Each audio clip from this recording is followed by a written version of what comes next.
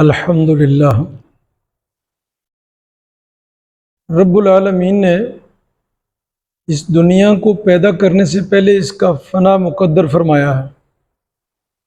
قرآن کریم گواہی دیتا ہے اور بتاتا ہے کہ الذی خلق الموت والحیات لیبلوکم ایکم احسن عملا۔ موت اور زندگی بنانے کا مقصد انسانی عمل کا حسن دیکھنا ہے، حسین عمل دیکھنا ہے، کس کے اعمال کتنے اچھے ہیں، کون کیسے اعمال لے کر آتا ہے۔ جبکہ رب کریم نے اپنے عرش کے اوپر کائنات کو پیدا کرنے سے پہلے ہی تختی لگا دی ہوئی ہے، ان رحمتی سبقت غضبی فہو مکتوب عند اللہ فوق العرش، کہ میری رحمت میرے غصے پہ غالب ہے۔ ورنہ قرآن کریم بتاتا ہے کہ اس دنیا کے اندر ایک بھی آدمی سانس لینے والا کوئی نظر نہ آتا، اللہ کریم کی نافرمانی کر کے بچ نہ سکتا۔ یہ سب اس کی رحمتیں ہیں، یہ ساری کی ساری اس کی رحمتیں ہیں۔ تو یہ سب کچھ دیکھنے کے باوجود ایک وقت مقرر تک موقع اور مہلت دیتا ہے۔ ہمیں سمجھنا چاہیے حقیقت ہمیں بلا رہی ہے۔ حقیقت کیا ہے؟ حقیقت قیامت ہے۔ فی یوم کان مقدارہ 50,000 سنہ، 50,000 سال کا دن ہے۔ آج 50 سال کی کامیابی کے لیے وہ بھی غیر یقینی ہے، کتنا کچھ کرتے ہیں، چوریاں ڈکیتیاں، پتہ نہیں کیا کچھ کرتے ہیں۔ یہ معمولی سی زندگی کے لیے انسان کتنی اسٹرگل کرتا ہے، کتنی محنت کرتا ہے، کتنی جد و جہد کرتا ہے، لیکن نتیجے کا یقینی ہونا معلوم نہیں ہوتا۔ لیکن آخرت یقینی ہے کہ موت کے بعد ہر عمل پر من یعمل مثقال ذرۃ خیرا یرہ ومن یعمل مثقال ذرۃ شرا یرہ، ایک ذرے کے برابر برائی اور اچھائی اس کا بدلہ دیا جائے گا، برائی کا بدلہ دیا جائے گا، اس کے برابر اور اچھائی کا صلہ دیا جائے گا۔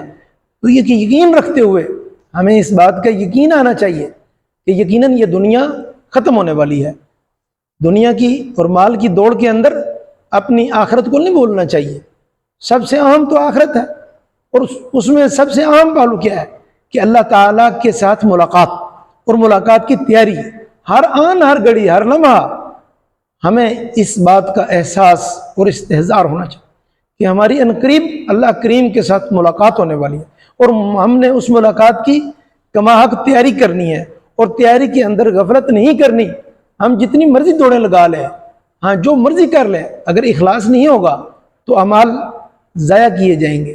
اس لیے اعمال کے اندر اخلاص ہونا شرط ہے، اخلاص بہت ضروری ہے۔ اخلاص کے ساتھ چھوٹے چھوٹے اعمال پہاڑوں سے بھی آگے چلے جائیں گے، اور بغیر اخلاص کے بڑے بڑے اعمال ضائع کر دیے جائیں گے۔ اس لیے ہم اکثر ہماری جو جنریشن ہے وہ دوڑتی ہے نا کہ ہماری ویڈیو وائرل ہو جائے۔ بھائی اللہ کریم کے ساتھ ایسا تعلق بناؤ، ایسا مضبوط تعلق بناؤ کہ آپ کی ہر سچی بات اللہ کے دربار میں وائرل ہو جائے۔ یہ دنیا کی تو حیثیت مچھر کا پر بھی نہیں ہے، وائرل ہو یا نہ ہو، اللہ کے نزدیک جس وقت آپ مخلص ہیں تو اللہ کے نزدیک ہر چیز وائرل ہوگی۔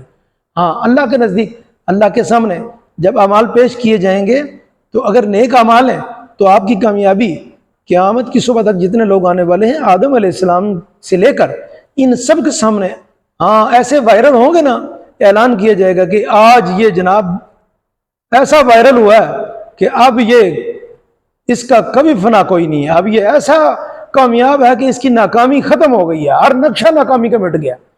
اور اگر وہ نہ رہا تو دنیا تو عارضی ہے۔ قارون کو دیکھ لیں، حدیث میں کیا لفظ ہے کہ وَهُوَ يَتَجَلْجَلُ فِي الْأَرْضِ إِلَى يَوْمِ الْقِيَامَةِ، قیامت تک وہ زمین میں دستہ جائے گا۔ تو کیا اس کا مال کام آیا؟ لیکن حضرات صحابہ کرام کی زندگیاں دیکھیں، ان لوگوں نے کیسے حالات کے اندر دین کے کام کیے، اللہ کے رسول صلی اللہ علیہ وسلم کی اطاعت کی۔ تو وہ کون سا ایک صحابی ہے جو بتلا سکتے ہیں ناکام ہوا؟ ہر صحابی کامیاب ہوا۔ اللہ تبارک و تعالی ہم سب کو ان کامیاب لوگوں کی اتباع نصیب فرمائے اور ناکام لوگوں کے اعمال سے ہماری حفاظت فرمائے۔